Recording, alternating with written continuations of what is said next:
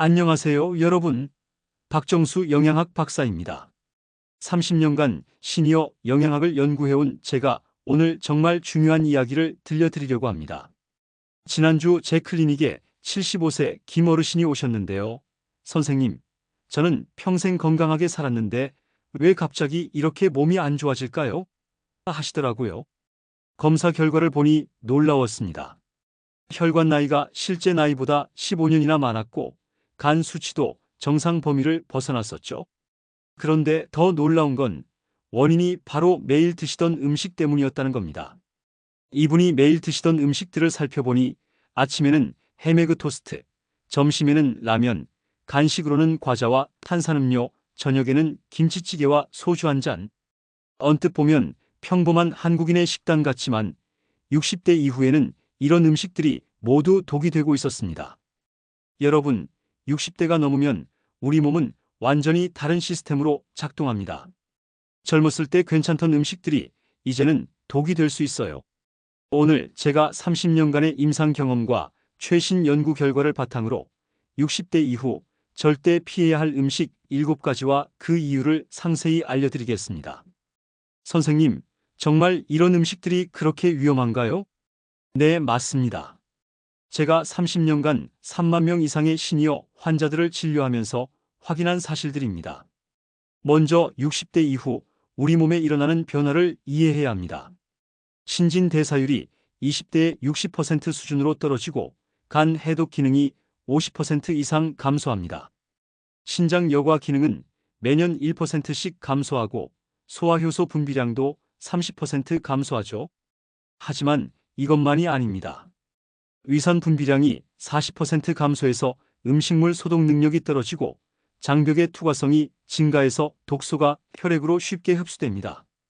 또한 면역세포 활동이 30% 감소하고 항산화 효소 생성량도 20% 줄어듭니다.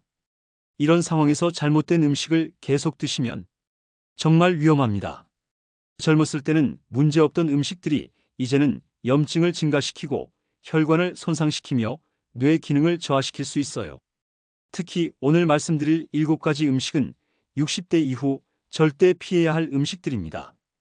이 음식들을 계속 드시면 건강 수명이 최소 5-10년은 단축될 수 있습니다. 첫 번째, 가공육류 햄, 소시지, 베이컨. 선생님, 저는 매일 아침 햄에그 드는데요. 잠깐만요. 이건 정말 심각한 문제입니다. 가공육류는 60대 이후에는 정말 피해야 할 음식 1순위입니다. 가공육에 들어있는 아질산 나트륨이라는 방부제 들어보셨죠? 이 성분이 60대 이후 몸에서 어떤 일을 일으키는지 자세히 설명해 드릴게요. 아질산 나트륨은 원래 육류의 색깔을 유지하고 세균 번식을 막기 위해 넣는 첨가물입니다. 하지만 이 물질이 위에서 위산과 만나면 니트로사민이라는 1급 발암물질로 변합니다.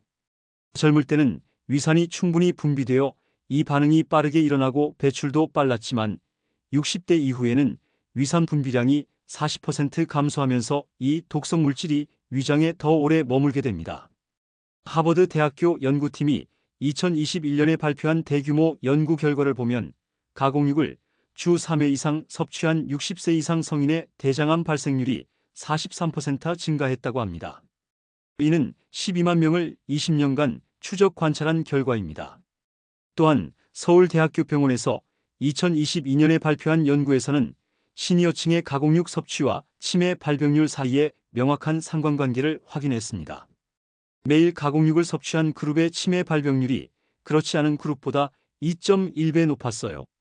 왜 60대에는 더 위험할까요? 젊을 때는 간에서 아질산 나트륨을 빠르게 분해했지만 60대 이후에는 간의 해독 기능이 절반으로 떨어져서 독소가 체내에 축적됩니다. 특히 간의 글루타티온 생성량이 40% 감소하는데 이는 우리 몸의 가장 중요한 해독 물질입니다. 실제로 제 환자분 중에서 매일 아침 햄 2장씩 드시던 67세 남성분이 계셨는데 정기 검진에서 대장 내시경을 했더니 용종이 3개나 발견되었어요. 다행히 악성은 아니었지만 크기가 1cm 이상인 것도 있어서 제거 수술을 받으셨습니다. 가공육을 끊고 1년 후 재검사에서는 새로운 용종이 생기지 않았고 염증 수치도 정상으로 돌아왔습니다. 이런 사례를 통해 가공육이 얼마나 위험한지 직접 확인할 수 있었어요. 가공육의 또 다른 문제는 나트륨 함량입니다. 햄 백지에는 약 1000mg의 나트륨이 들어있는데 이는 WHO 권장 1일 섭취량의 절반에 해당합니다. 60대 이후 신장 기능이 저하된 상태에서 이런 고나트륨 식품을 지속적으로 섭취하면 고혈압, 심장병, 뇌졸중 위험이 급격히 증가합니다. 또한 가공육에는 포화지방과 콜레스테롤도 많이 들어있습니다. 베이컨 백지에는 콜레스테롤이 110mg나 들어있어요.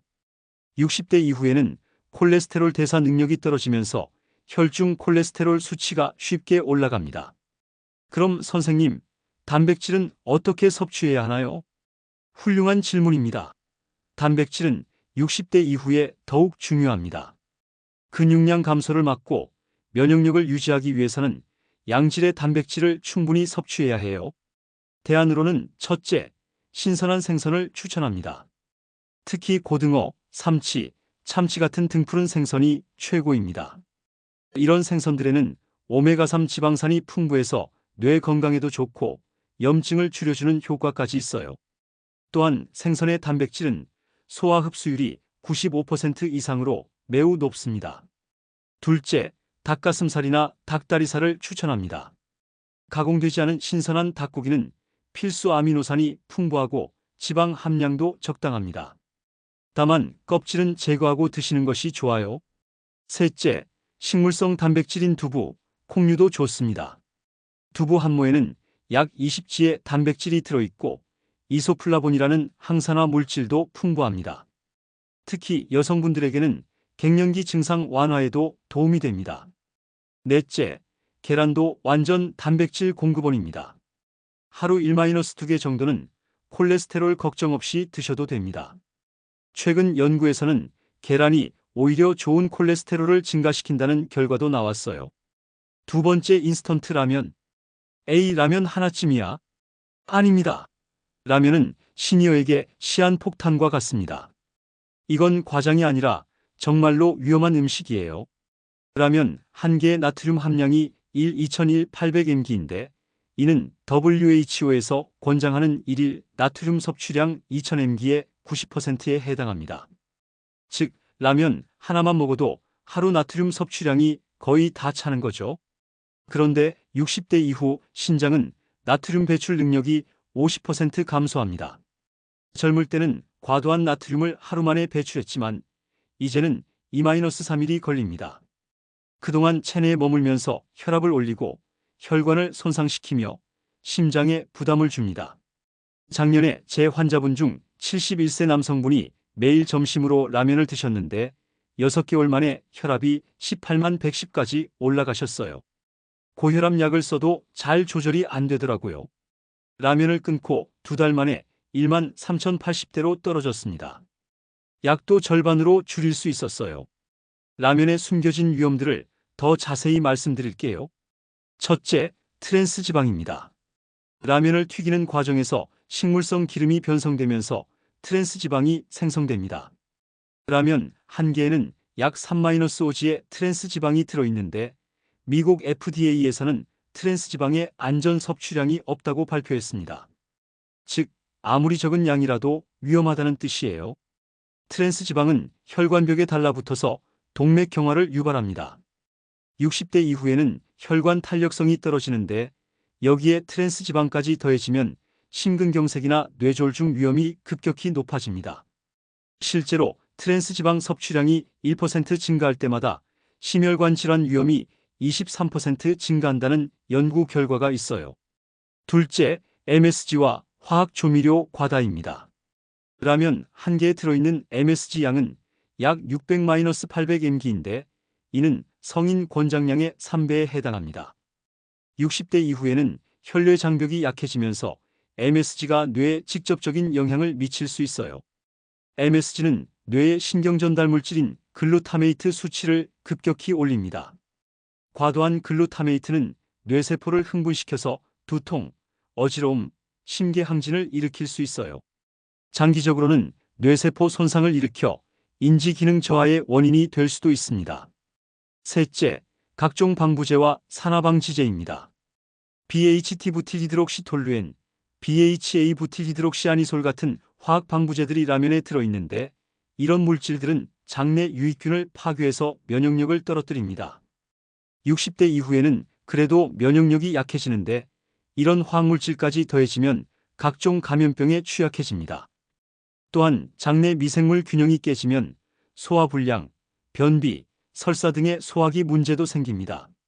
넷째, 정제된 밀가루의 문제입니다. 라면, 면은 밀가루에서 영양소는 모두 제거하고 전분만 남긴 것입니다. 이런 정제 탄수화물은 혈당을 급격히 올려서 인슐린 저항성을 증가시킵니다. 60대 이후에는 췌장 기능이 저하되어 있는데 여기에 혈당 급상승까지 더해지면 당뇨병 위험이 크게 증가합니다. 또한 급격한 혈당 변화는 뇌에도 악영향을 미쳐서 집중력 저하, 기억력 감소를 일으킬 수 있어요. 다섯째, 포화지방과 칼로리 과다입니다. 라면 한 개에는 약 500-600칼로리가 들어있는데 이는 60대 성인 남성 1일 권장 칼로리의 30%에 해당합니다. 그런데 영양소는 거의 없고 칼로리만 높은 빈 칼로리 식품이에요. 60대 이후에는 기초 대사율이 떨어져서 같은 음식을 먹어도 더 쉽게 살이 찝니다. 특히 복부 내장 지방이 증가하는데 이런 내장 지방은 각종 성인병의 원인이 됩니다.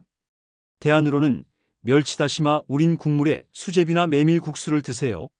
멸치에는 칼슘과 단백질이 풍부하고 다시마에는 요오드와 식이섬유가 들어있어요. 메밀국수는 루틴이라는 항산화 물질이 풍부해서 혈관 건강에도 좋습니다. 조금 번거로워도 건강을 생각하면 당연히 해야 할 투자입니다. 건강은 돈으로 살 수 없으니까요. 세 번째, 흰빵과 흰 쌀밥 정제 탄수화물. 선생님, 그럼 밥도 못 먹나요? 아니에요. 밥은 드셔야 합니다. 탄수화물은 우리 몸의 주요 에너지원이니까요. 하지만 어떤 밥을 드시느냐가 중요해요. 60대 이후에는 인슐린 저항성이 급격히 증가합니다. 미국 당뇨병학회 연구에 따르면 65세 이상 성인의 26%가 당뇨병 환자이고 추가로 35%가 전당뇨병 상태라고 합니다. 즉 60% 이상이 혈당 조절에 문제가 있다는 뜻이에요. 이런 상황에서 정제 탄수화물을 섭취하면 어떤 일이 일어날까요? 정제 탄수화물의 위험성을 구체적으로 설명해 드릴게요. 흰쌀밥이나 흰빵을 드시면 혈당이 급격히 올라갑니다. 이를 혈당 지수 GI로 나타내면 흰쌀밥은 84, 흰빵은 75인데 이는 포도당을 직접 섭취하는 것과 비슷한 수준입니다. 젊을 때는 췌장에서 인슐린을 충분히 분비해서 혈당을 빠르게 낮췄지만 60대 이후에는 췌장의 베타세포 기능이 30-40% 감소합니다. 그래서 같은 양의 밥을 먹어도 혈당이 더 높이, 더 오래 유지됩니다. 이런 상태가 지속되면 당화혈색소가 올라갑니다. 당화혈색소는 최근 2-3개월간의 평균 혈당을 나타내는 지표인데 7% 이상이면 당뇨병 진단을 받게 됩니다. 그런데 더 무서운 건 혈관벽에 당이 달라붙어서 혈관 손상을 일으킨다는 점입니다. 실제 사례로 68세 이님이 매일 흰밥 3공기씩 드셨는데 당화혈색소가 8.2%까지 올라갔어요. 정상 범위가 5.7% 이하인데 완전히 위험 수준이었죠. 안과 검진에서는 당뇨 망막병증 초기 소견까지 나타났고 발가락 감각도 둔해져 있었습니다. 현미밥으로 바꾸고 식사 순서도 야채 단백질 탄수화물 순으로 바꿔서 드시게 했습니다. 3개월 만에 당화혈색소가 6.8%로 개선되었고 6개월 후에는 6.2%까지 떨어뜨렸어요. 망막병증도 더 이상 진행되지 않았고 발가락 감각도 회복되었습니다. 정제 탄수화물이 위험한 또 다른 이유는 염증 반응을 증가시킨다는 점입니다. 혈당이 급상승하면 체내에서 염증성 사이토카인이 분비됩니다. 이런 염증 물질들은 관절염, 심혈관 질환, 심지어 암까지 유발할 수 있어요. 특히 60대 이후에는 만성 염증이 노화를 가속화시키는 주요 원인이 됩니다. 염증성 사이토카인인 IL-6, TNF- 수치가 지속적으로 높으면 근육량 감소, 골밀도 감소, 뇌기능 저하가 빨라집니다. 또한 정제 탄수화물은 장내 미생물 균형도 깨뜨립니다. 유익균은 줄어들고 유해균은 늘어나면서 장누수 증후군이 생길 수 있어요. 장벽이 손상되면 독소나 세균이 혈액으로 직접 들어가서 전신 염증을 일으킵니다. 정제 탄수화물의 또 다른 문제는 중독성입니다. 단순 당분은 뇌의 보상 회로를 자극해서 도파민을 분비시킵니다. 이는 마약과 비슷한 메커니즘이에요. 그래서 흰 빵이나 단 음식을 먹으면 더 많이 찾게 되는 악순환이 생깁니다. 60대 이후에는 뇌의 도파민 수용체가 감소하는데 같은 만족감을 얻기 위해 더 많은 단 음식을 찾게 됩니다. 이는 비만과 당뇨병의 악순환으로 이어져요. 올바른 탄수화물 선택법을 알려드릴게요. 첫째, 현미밥을 추천합니다. 현미는 도정하지 않아서 식이섬유, 비타민 B, 미네랄이 풍부합니다. 혈당 지수도 55로 흰쌀밥보다 훨씬 낮아요. 처음에는 73 비율로 섞어서 드시다가 점차 현미 비율을 늘려가세요. 둘째, 통밀빵을 선택하세요. 통밀에는 식이섬유가 풍부해서 혈당 상승을 늦춰줍니다. 또한 마그네슘, 셀레늄 같은 미네랄도 들어있어요. 셋째, 귀리오트밀을 추천합니다. 귀리에는 베타글루칸이라는 수용성 식이섬유가 풍부해서 콜레스테롤을 낮춰주고 혈당 조절에도 도움이 됩니다. 넷째, 보리나 수수 같은 잡곡도 좋습니다. 이런 곡물들은 항산화 물질이 풍부하고 혈당 지수도 낮아요. 다섯째, 고구마나 단호박 같은 자연 당분이 들어있는 식품으로 대체하는 것도 좋습니다. 이런 식품들은 식이섬유와 각종 비타민이 풍부해서 혈당 상승도 완만하고 포만감도 오래 지속됩니다. 네 번째, 튀김류와 기름진 음식, 치킨, 돈가스. 이것도 안 되나요? 안타깝지만 60대 이후에는 정말 조심하셔야 합니다. 튀김류는 시니어에게 가장 위험한 음식 중 하나예요. 나이가 들수록 튀김류가 위험한 이유를 자세히 설명해 드릴게요. 첫째, 담즙 분비량이 감소합니다. 담즙은 간에서 만들어져서 담낭에 저장되다가 지방이 들어오면 분비되는 소화액입니다. 이 담즙이 지방을 유화시켜서 소화를 돕는데 60대 이후에는 분비량이 40% 정도 줄어듭니다. 그래서 기름진 음식을 드시면 소화가 안 되고 속이 더부룩하고 설사를 하게 됩니다. 심한 경우 담낭염이나 췌장염까지 생길 수 있어요. 실제로 제 환자분 중에서 치킨을 먹고 급성 췌장염으로 응급실에 실려간 분도 계셨습니다. 둘째, 기초대사율이 저하됩니다. 20대에 비해 기초대사율이 40% 가까이 떨어지는데 이는 같은 양의 음식을 먹어도 더 많이 살찐다는 뜻입니다. 특히 복부 내장 지방이 증가하는데 이 내장 지방은 각종 성인병의 원인이 됩니다. 내장 지방은 단순히 살이 찌는 것과는 다릅니다. 내장 지방 세포에서는 염증성 물질들이 분비되어 전신의 만성 염증을 일으킵니다. 또한 인슐린 저항성을 증가시켜서 당뇨병 위험을 높이고 혈압도 올립니다. 셋째, 혈관 탄력성이 감소합니다. 나이가 들면서 혈관벽이 딱딱해지는데 여기에 기름기가 더해지면 혈관벽에 달라붙기 쉬워집니다. 이렇게 쌓인 기름기는 동맥 경화반을 형성해서 혈액순환을 방해합니다. 연세대학교 의과대학 연구팀이 2023년에 발표한 논문에 따르면 후 3회 이상 튀김류를 섭취한 65세 이상 성인의 심혈관 질환 발생률이 67% 증가했다고 합니다. 이는 5만 명을 10년간 추적 관찰한 대규모 연구 결과예요. 더 무서운 사실은 튀김 기름을 여러 번 재사용할 때 생성되는 독성 물질들입니다.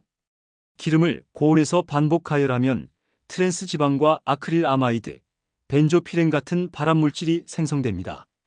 특히 아크릴 아마이드는 신경 독성이 있어서 뇌 기능에 직접적인 악영향을 미칩니다. 60대 이후 약해진 간에서는 이런 독소들을 제대로 처리하지 못해서 몸에 계속 축적됩니다. 실제로 제 환자분 중에서 매주 치킨을 2-3번씩 드시던 69세 여성분이 계셨는데 콜레스테롤 수치가 총 콜레스테롤 320mgdl, LDL 콜레스테롤 200mgdl까지 올라갔어요. 정상 범위가 총 콜레스테롤 200mgdl 미만, LDL 콜레스테롤 100mgdl 미만인데 완전히 위험 수준이었죠. 더 심각한 건 경동맥 초음파에서 동맥 경화반이 발견되었다는 점입니다. 혈관이 70% 이상 좁아져 있어서 뇌경색 위험이 매우 높은 상태였어요. 튀김류를 완전히 끊고 6개월 만에 콜레스테롤 수치를 총 콜레스테롤 180mgdl, LDL 콜레스테롤 110mgdl까지 떨어뜨렸습니다. 튀김류의 또 다른 문제는 고온에서 조리하면서 생성되는 최종 당화산물 AGES입니다. 이 물질들은 콜라겐과 엘라스틴을 파괴해서 혈관을 딱딱하게 만들고 피부 노화도 가속화시킵니다. 60대 이후에는 항산화 효소 생성량이 감소하는데 AGES를 중화시킬 능력이 부족해집니다. 그래서 이런 독성 물질들이 체내에 축적되면서 노화를 더욱 가속화시키죠. 튀김류에 들어있는 포화지방도 문제입니다. 치킨 다리살 백지에는 포화지방이 4.5g이나 들어있는데 이는 일일 권장량의 30%에 해당합니다. 포화지방은 혈중 콜레스테롤을 증가시키고 혈소판 응집을 촉진해서 혈전 생성 위험을 높입니다. 또한 튀김류는 칼로리가 매우 높습니다. 프라이드 치킨 한 조각 백지에는 약 300칼로리가 들어있는데 이는 밥 한 공기와 비슷한 수준이에요. 하지만 영양소는 거의 없고 칼로리만 높은 빈 칼로리 식품입니다. 60대 이후에는 근육량이 감소하면서 기초 대사량이 떨어집니다. 같은 음식을 먹어도 에너지 소모량이 적어서 더 쉽게 살이 찌죠. 특히 복부 둘레가 증가하는데 복부 비만은 당뇨병, 고혈압, 심혈관 질환의 주요 위험 요인입니다. 건강한 대한 조리법을 알려드릴게요. 첫째, 오븐 구이를 추천합니다. 오븐에서 구우면 기름을 사용하지 않아도 겉은 바삭하고 속은 촉촉하게 조리할 수 있어요. 닭고기의 경우 껍질을 제거하고 허브나 향신료로 양념해서 구우면 맛있으면서도 건강한 요리가 됩니다. 둘째, 에어프라이어를 활용하세요.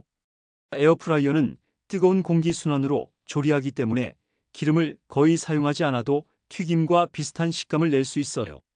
기존 튀김보다 칼로리를 50% 이상 줄일 수 있습니다.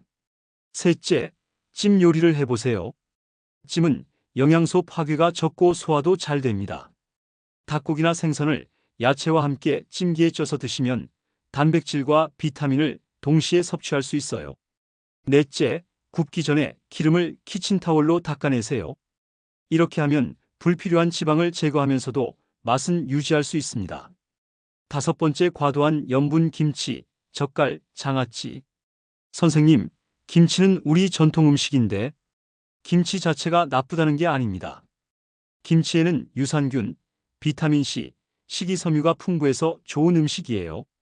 문제는 과도한 염분입니다. 한국인 평균 나트륨 섭취량이 WHO 권장량인 하루 2000mg의 2.4배인 4800mg이고 60세 이상에서는 3.1배인 6200mg를 초과 섭취한다는 데이터가 있습니다. 이는 세계에서 가장 높은 수준이에요. 시니어층 고혈압 환자의 78%가 나트륨 과다 섭취와 직접적인 연관이 있습니다. 그런데 더 심각한 건 많은 분들이 자신이 얼마나 많은 나트륨을 섭취하고 있는지 모른다는 점입니다. 김치 백지에는 약 600-800mg의 나트륨이 들어있습니다. 젓갈류는 더 심각해서 멸치젓 한 숟가락 15g에만 900mg 넘는 나트륨이 들어있어요. 새우젓은 한 숟가락에 1200mg입니다.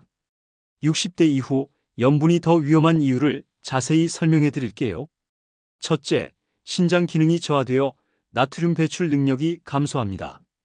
젊을 때는 과도한 나트륨을 하루 만에 소변으로 배출했지만 60대 이후에는 신장의 사구체 여과율이 매년 1%씩 감소합니다. 그래서 나트륨이 체내에 오래 머물면서 부작용을 일으킵니다. 나트륨이 체내에 많으면 삼투압 현상에 의해 혈액량이 증가합니다. 혈액량이 늘어나면 심장이 더 많은 혈액을 펌프질해야 하므로 혈압이 올라갑니다. 60대 이후에는 혈관 탄력성도 감소해서 같은 압력에도 혈압이 더 높게 측정됩니다. 둘째, 혈관 손상을 가속화시킵니다. 나트륨은 혈관 내피세포에 직접적인 손상을 줍니다. 내피세포가 손상되면 혈관벽이 두꺼워지고 딱딱해지면서 동맥 경화가 진행됩니다. 또한 나트륨은 혈관 평활근을 수축시켜서 혈관을 좁게 만듭니다. 좁아진 혈관을 통해 같은 양의 혈액이 흘러야 하니까 압력이 높아질 수밖에 없죠. 셋째, 칼슘 배출을 촉진해서 골다공증 위험이 증가합니다. 나트륨 일지를 섭취할 때마다 칼슘 26mg이 소변으로 배출됩니다. 60대 이후에는 칼슘 흡수율도 30% 감소하는데 여기에 나트륨 과다 섭취까지 더해지면 골밀도가 급격히 감소합니다. 실제로 한국 여성의 골다공증 발생률이 서구 여성보다 2배 이상 높은 이유 중 하나가 과도한 나트륨 섭취 때문이라는 연구 결과가 있어요. 넷째, 심장에 직접적인 부담을 줍니다. 나트륨은 심근세포의 칼슘 대사를 방해해서 심장의 수축력을 저하시킵니다. 또한 체액량 증가로 인해 심장이 더 많은 일을 해야 하므로 심장 근육이 비대해집니다. 심장 근육이 비대해지면 심장의 효율성이 떨어지고 결국 심부전으로 이어질 수 있어요. 60대 이후 심부전 환자의 80% 이상이 고혈압과 관련이 있다는 통계가 이를 뒷받침합니다. 실제 환자 사례로 72세 박님이 매일 김치찌개와 젓갈류를 즐겨 드셨는데 혈압이 19만 100mmHg까지 올라갔어요. 혈압약을 3개나 써도 잘 조절이 안 되더라고요. 소변 검사를 해보니 하루 나트륨 배출량이 8000mg를 넘었습니다. 이는 소금 20지에 해당하는 양이에요.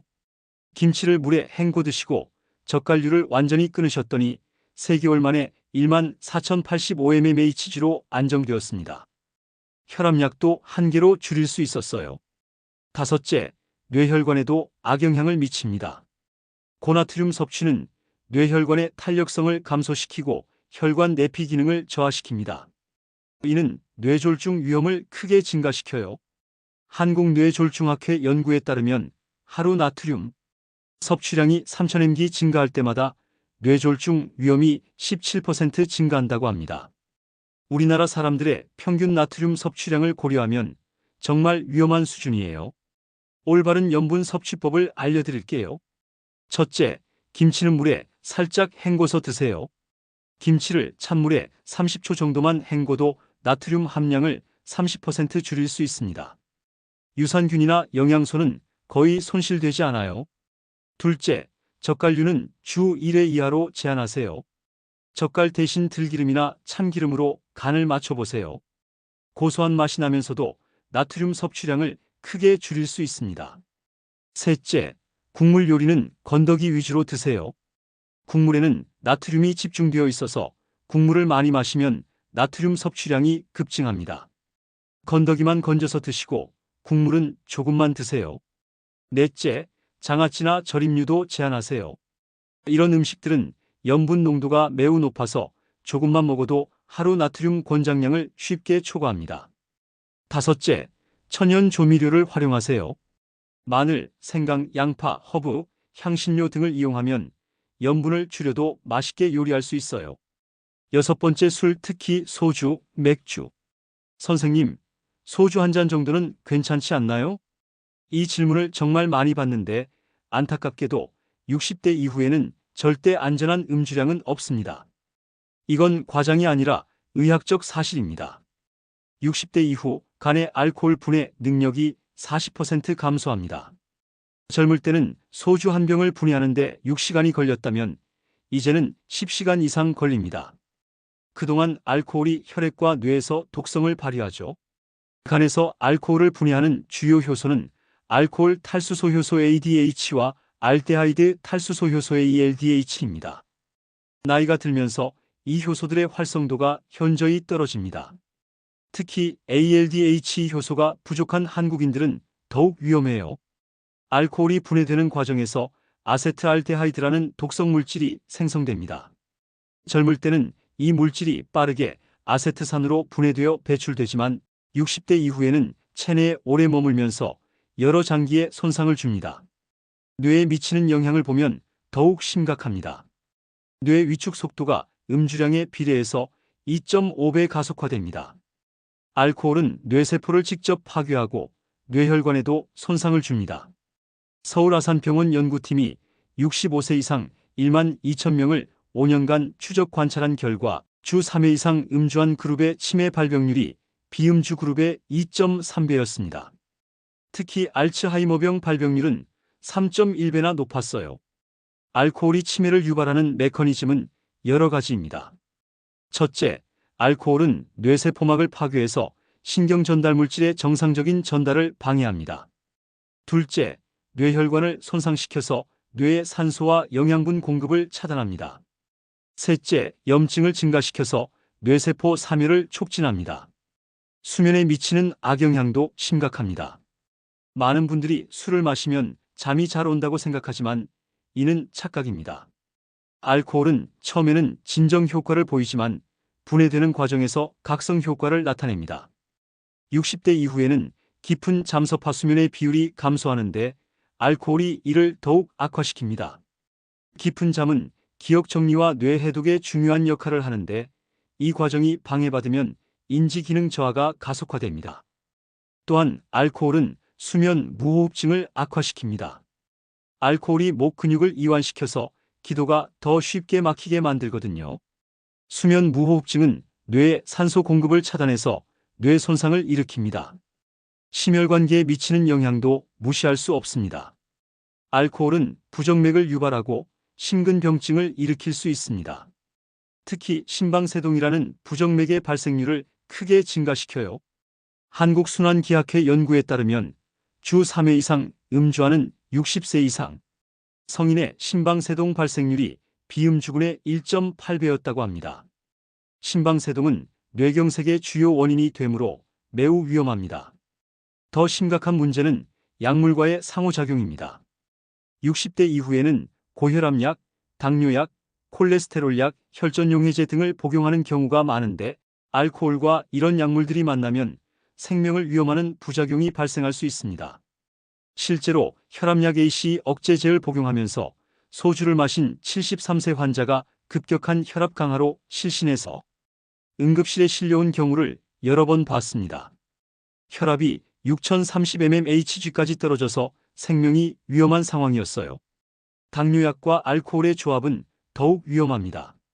알코올은 간에서 포도당 생산을 억제하는데 여기에 당뇨약까지 더해지면 심각한 저혈당이 발생할 수 있습니다.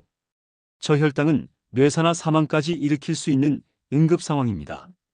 간에 미치는 영향도 심각합니다. 60대 이후에는 간 기능이 전반적으로 저하되는데 여기에 알코올까지 더해지면 알코올성 간질환이 빠르게 진행됩니다. 알코올성 간질환은 지방간 간염 간경변 간암 순으로 진행되는데 60대 이후에는 이 진행 속도가 2-3배 빨라집니다. 특히 한국인은 알코올 분해 효소가 부족한 경우가 많아서 더욱 위험해요. 면역력에 미치는 영향도 무시할 수 없습니다. 알코올은 백혈구 기능을 억제해서 감염병에 대한 저항력을 떨어뜨립니다.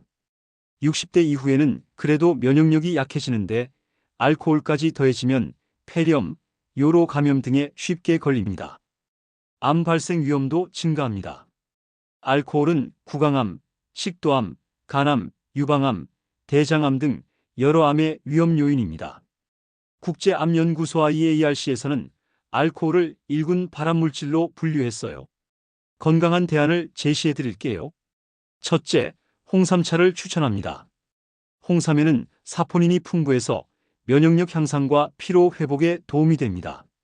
또한 혈관 건강에도 좋아서 술 대신 드시기에 적합해요. 둘째, 결명자차도 좋습니다. 결명자는 간 기능 개선과 혈압 조절에 도움이 됩니다. 카페인이 없어서 저녁에 드셔도 수면에 지장이 없어요. 셋째, 가끔 무알코올 맥주로 분위기를 내보세요. 최근 무알코올 맥주들은 맛도 많이 개선되었고 비타민 B와 미네랄도 들어있어서 영양적으로도 괜찮습니다. 7번째, 단순당 과다 식품 케이크, 과자, 탄산음료. 손자가 사준 케이크도 못 먹나요? 가끔 특별한 날에는 괜찮지만 습관적 섭취는 정말 위험합니다.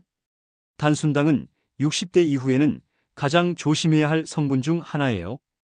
60대 이후 단순당이 위험한 이유를 자세히 설명해 드릴게요. 첫째, 췌장 기능 저하로 혈당 조절 능력이 감소합니다. 췌장의 베타세포는 인슐린을 분비하는 세포인데 나이가 들면서 이 세포들이 점차 손상되고 기능이 저하됩니다. 젊을 때는 단 음식을 먹어도 췌장에서 인슐린을 충분히 분비해서 혈당을 빠르게 정상화시켰습니다.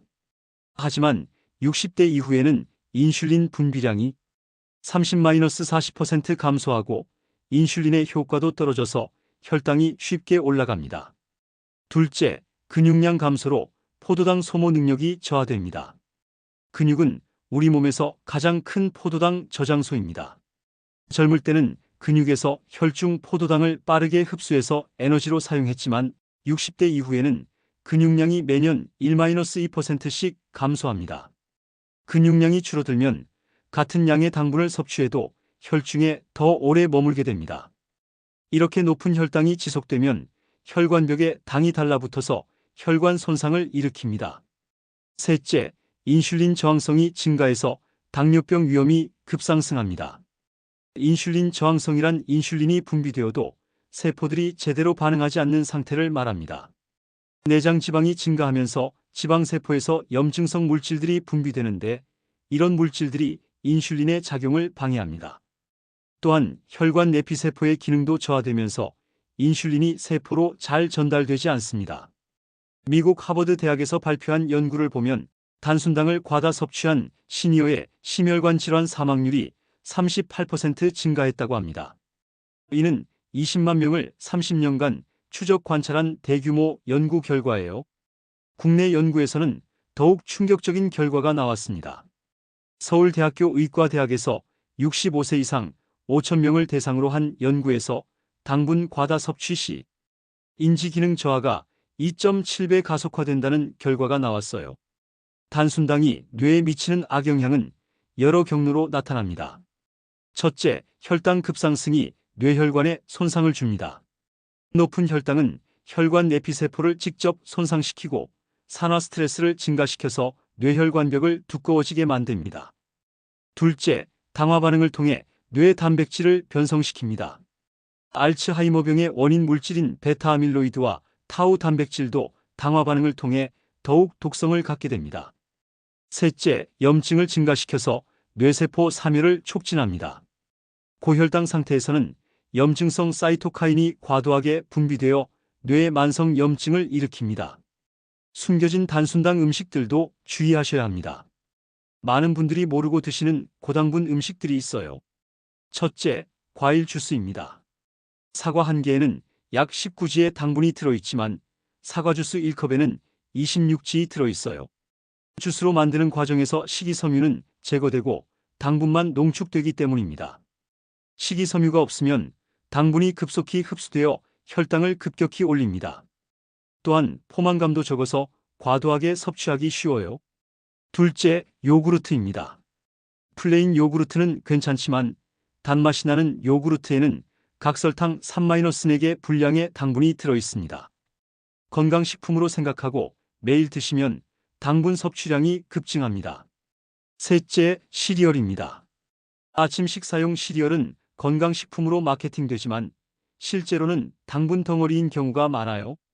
콘플레이크 1컵에는 약 20g의 당분이 들어있습니다. 넷째, 토마토 케찹이나 바베큐 소스 같은 조미료들입니다. 케찹 1큰술에는 4g의 당분이 들어있어요. 요리할 때 자주 사용하면 모르는 사이에 당분 섭취량이 늘어납니다. 다섯째, 저지방 가공식품들입니다. 지방을 줄인 대신 단맛을 높이기 위해 당분을 많이 넣는 경우가 많아요. 저지방 요구르트, 저지방 머핀 등이 대표적인 예입니다. 단순당의 중독성도 심각한 문제입니다. 당분은 뇌의 보상회로를 자극해서 도파민을 분비시킵니다. 이는 마약과 비슷한 메커니즘이에요. 특히 60대 이후에는 뇌의 도파민 수용체가 감소하는데 같은 만족감을 얻기 위해 더 많은 단 음식을 찾게 됩니다. 이렇게 시작된 당분 중독은 비만, 당뇨병, 심혈관 질환의 악순환으로 이어집니다. 실제로 제 환자분 중에서 매일 탄산음료 2병과 과자 1봉지씩 드시던 74세 여성분이 계셨는데 하루 당분 섭취량이 120g를 넘었어요. WHO 권장량이 25g 이하인데 거의 5배나 많이 드신 거죠.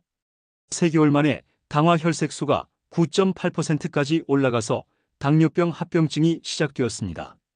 망막병증 초기 소견이 나타났고 신장 기능도 저하되기 시작했어요. 단순당을 완전히 끊고 6개월 후에는 당화 혈색소가 7.2%까지 떨어졌고 망막병증도 더 이상 진행되지 않았습니다. 신장 기능도 일부 회복되었어요. 단순당이 피부 노화에 미치는 영향도 무시할 수 없습니다. 당분은 콜라겐과 결합해서 최종 당화산물 AGES를 만드는데 이 물질들이 피부 탄력을 떨어뜨리고 주름을 증가시킵니다. 60대 이후에는 콜라겐 생성량이 감소하는데 여기에 당화 반응까지 더해지면 피부 노화가 급속히 진행됩니다. 실제로 당분 섭취를 줄인 환자분들이 피부톤이 개선되고 탄력이 좋아졌다고 하시는 경우를 자주 봅니다. 건강한 단맛 해결책을 제시해 드릴게요. 첫째, 스테비아 감미료를 사용하세요. 스테비아는 천연식물에서 추출한 감미료로 혈당에 영향을 주지 않습니다. 설탕보다 200-300배 단맛이 나므로 아주 조금만 사용해도 됩니다. 둘째, 신선한 과일을 하루 1-2개 드세요. 과일에는 천연 당분과 함께 식이섬유, 비타민, 항산화 물질이 풍부합니다. 특히 베리류 블루베리, 딸기, 라즈베리는 당분이 적으면서도 항산화 효과가 뛰어나요. 셋째, 견과류와 함께 섭취하세요. 아몬드, 호두 같은 견과류는 혈당 상승을 늦춰주고 포만감을 오래 지속시킵니다. 약간의 단맛이 필요할 때는 대추나 무화과 같은 자연 감미료를 소량 사용하세요. 넷째, 계피를 활용하세요. 계피는 천연 단맛을 내면서도 혈당 조절에 도움이 됩니다. 커피나 차에 설탕 대신 계피 가루를 넣어보세요. 다섯째, 크롬과 바나듐 같은 미네랄을 보충하세요. 이런 미네랄들은 인슐린 감수성을 향상시켜서 혈당 조절에 도움이 됩니다. 결론, 이제 어떻게 해야 할까요? 지금까지 60대 이후 절대 피해야 할 7가지 음식을 자세히 설명해 드렸습니다. 여러분이 가장 궁금해하실 것이 그럼 도대체 뭘 먹어야 하나요? 일 겁니다. 먼저 60대 이후 황금 식단 원칙 5가지를 말씀드릴게요. 첫째, 단백질을 우선시하세요. 60대 이후에는 근육량 감소를 막기 위해 단백질 섭취가 더욱 중요합니다. 체중 1kg당 1.2-1.5g의 단백질이 필요해요. 좋은 단백질 공급원으로는 생선, 특히 등푸른 생선, 닭가슴살, 계란, 두부, 콩류, 그리스식 요구르트 등이 있습니다. 매 끼니마다 손바닥 크기 정도의 단백질을 포함시키세요. 둘째, 복합 탄수화물을 선택하세요. 현미, 통밀, 귀리, 퀴노아 같은 통곡물은 식이섬유가 풍부해서 혈당 상승을 완만하게 하고 포만감도 오래 지속됩니다. 고구마, 단호박 같은 자연 당분이 들어있는 뿌리채소도 좋은 선택입니다. 이런 식품들은 베타카로틴과 칼륨이 풍부해서 혈관 건강에도 도움이 됩니다. 셋째, 좋은 지방을 섭취하세요. 모든 지방이 나쁜 건 아닙니다. 오메가3가 풍부한 견과류, 올리브 오일, 아보카도, 등푸른 생선의 지방은 오히려 염증을 줄이고 뇌 건강을 개선합니다.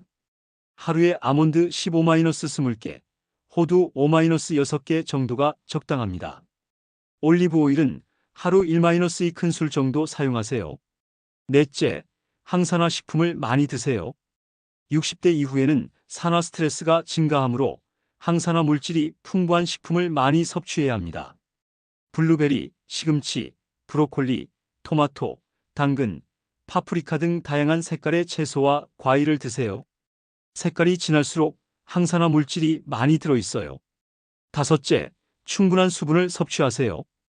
60대 이후에는 갈증을 느끼는 능력이 저하되고 신장 농축 기능도 떨어집니다.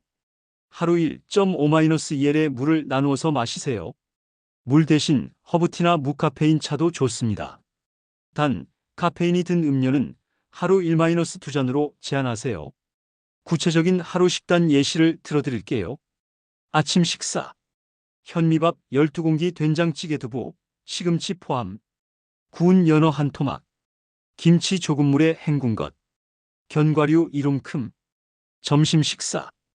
퀴노아, 샐러드, 닭가슴살, 아보카도, 각종 야채 포함, 올리브오일 드레싱, 방울토마토 5-6개, 그릭 요거트 1컵, 저녁 식사, 현미밥 12공기, 등푸른 생선 구이 고등어, 삼치 등, 나물 반찬 2-3가지, 미역국, 블루베리 14컵, 간식, 아몬드 10개, 호두 3개, 녹차 또는 허브티, 사과 반개.